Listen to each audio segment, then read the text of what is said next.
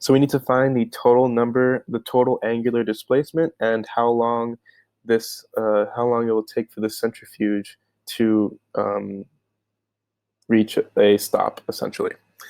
So we have the initial angular velocity of the centrifuge of 9,200 RPM. We're going to convert 2 pi radians per every 1 revolution, and then we have 1 minute for every 60 seconds.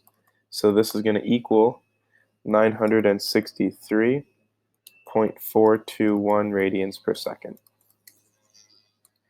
And at this point, tau of friction is going to equal negative 1.20 Newton meters. The mass is going to be 3.10 kilogram. And we have a solid cylinder. We're modeling this as a solid cylinder, and this is R equals 0.0710 meters. And again, the question is asking us how many revolutions and how long it takes to stop. So the moment of inertia of a cylinder is going to equal mr squared over 2. And tau friction is going to equal I alpha. So this means that alpha is going to equal tau of friction over I, and we can also say that, the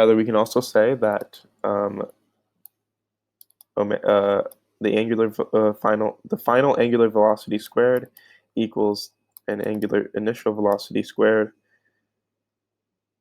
angular velocity squared plus 2 alpha delta theta.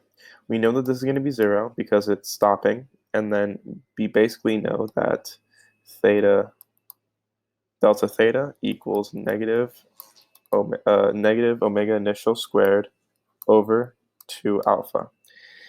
And at that point, we can say that we can plug this equation in for this alpha right here, and say that delta theta equals negative I omega initial squared over 2 tau friction.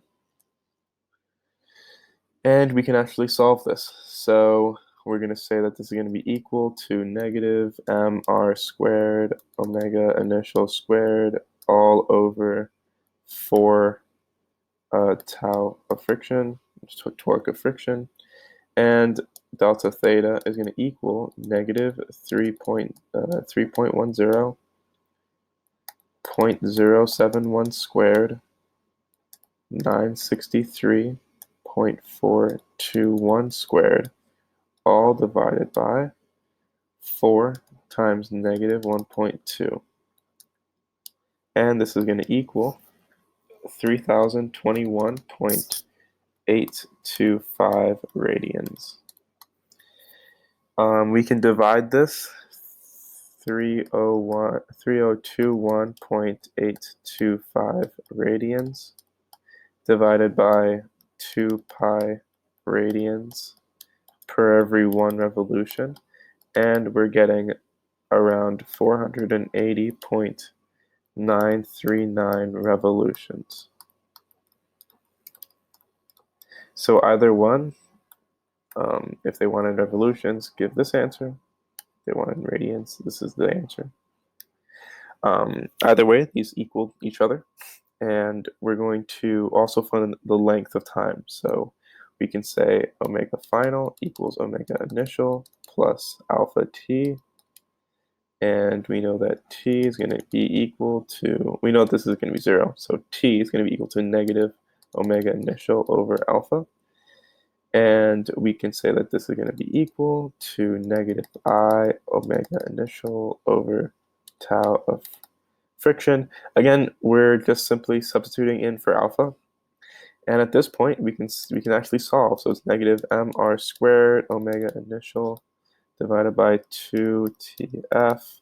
So the t will equal negative 3.1.071 squared 963.421 0.421 divided by 2 times negative 1.2, and t is going to equal 6.273 seconds.